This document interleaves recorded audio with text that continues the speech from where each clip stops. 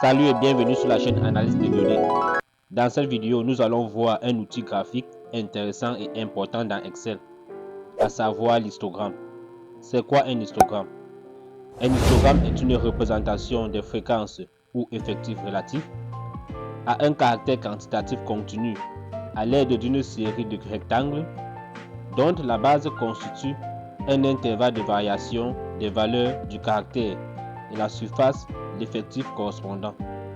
Contrairement aux autres types de graphiques, la construction d'un histogramme dans Excel est un peu plus complexe. La suite de cette vidéo sera consacrée à la construction et l'interprétation d'un histogramme dans Excel. Souhaitez-vous apprendre l'analyse des données? Alors veuillez vous abonner à la chaîne et cliquer sur la cloche de notification pour être notifié lorsque nous mettons de nouveaux contenus en ligne. On se prend juste après le générique.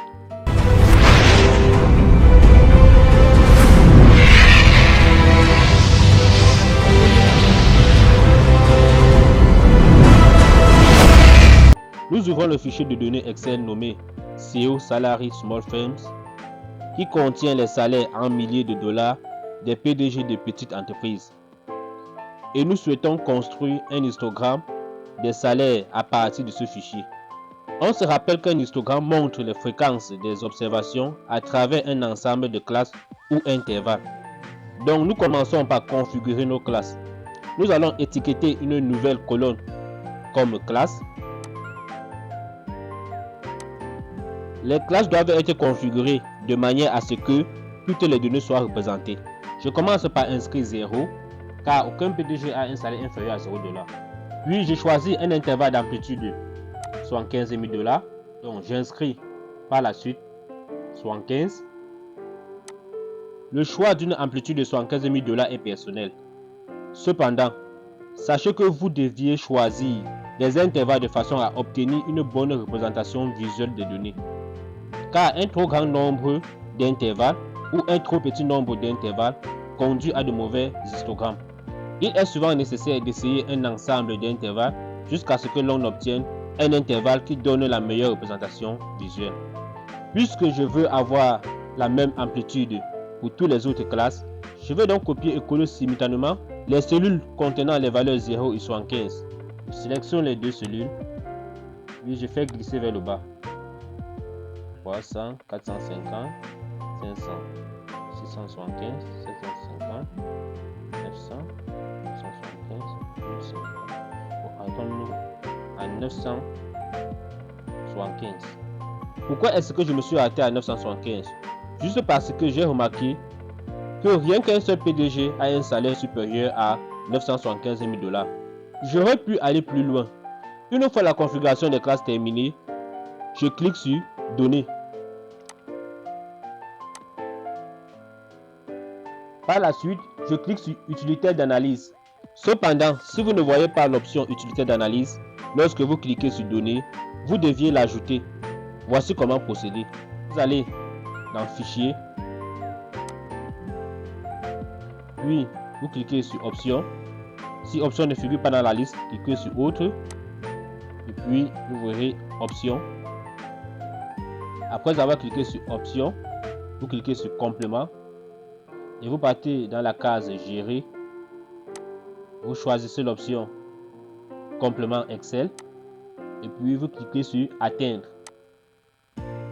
Cochez les deux cases Analysis Toolpath et Analysis Toolpath VBA, puis OK. Et cela fera apparaître l'utilité d'analyse une fois que vous cliquez sur Données. Donc nous cliquons sur Utilité d'analyse. Faites glisser la barre du haut vers le bas jusqu'à ce que l'on trouve histogramme. Vous constatez qu'avec Excel, on peut faire plein de choses, telles que l'analyse de variance à un facteur, l'analyse de variance à deux facteurs avec répétition d'expérience, l'analyse de variance à deux facteurs sans répétition d'expérience, l'analyse de la corrélation, l'analyse de la covariance, le test d'égalité de variance, la régression linéaire. Bref, ce n'est pas ce qui nous intéresse pour le moment. Donc, après avoir cliqué sur histogramme, cliquons sur OK. Pour la plage d'entrée, je sélectionne les données que je souhaite tracer dans l'histogramme, c'est-à-dire les salaires. Shift, CTRL, feuille de direction du bas. Et pour la plage des classes, je sélectionne mes classes, je coche la case intitulée présent, puisque j'ai sélectionné mes données avec l'étiquette des titres inclus. Au cas contraire, j'aurais laissé la case non cochée. J'ai la possibilité de tracer mon histogramme dans une nouvelle feuille ou alors dans la feuille actuelle. Donc je maintiens l'option pour avoir sur la feuille actuelle. Puis je clique dans une cellule vide où je souhaite insérer mon histogramme. Par la suite, on coche l'option représentation graphique. Si vous ne cochez pas cette case, l'histogramme ne sera pas tracé. Puis OK. Excel a donc produit un histogramme dont l'axe horizontal représente les salaires et l'axe vertical les fréquences. Je peux supprimer l'élément légende qui ne m'intéresse pas trop. Je peux changer le titre de l'axe horizontal, mettre salaire des PDG, un millier. Ce nouveau tableau qui a été créé par Excel à côté de notre histogramme est également connu sous le nom de tableau de fréquence. Il m'indique la répartition du nombre d'observations. Donc, par exemple, il y a 2 PDG qui ont un salaire supérieur à 0 et inférieur ou égal à 75 000 $. Il y a également 2 PDG qui ont un salaire supérieur à 75 000 $ et inférieur ou égal à 150 000 $. Nous avons 13 PDG qui ont un salaire supérieur à 250 000 $ et inférieur à 300 000 $. Ainsi de suite. Et à la fin, nous n'avons qu'un seul PDG qui a un salaire supérieur à 975 000 $. Nous pouvons étirer un peu notre histogramme.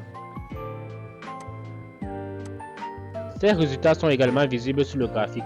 Comme observation, cet histogramme est un exemple de distribution asymétrique vers la droite. Il n'est pas symétrique, car une distribution symétrique comporte à peu près le même nombre d'observations de part et d'autre de la moyenne. Exemple de celui-ci. Une connaissance sur les formes d'histogramme est très utile pour la compréhension des distributions. Nous verrons dans l'une de nos prochaines vidéos. Merci d'avoir suivi cette vidéo jusqu'à la fin. Si vous n'êtes pas encore abonné de cette chaîne, c'est le moment de le faire et cliquez sur la cloche de notification pour être notifié lorsque nous mettons de nouveaux contenus en ligne. Restez bénis et à très bientôt.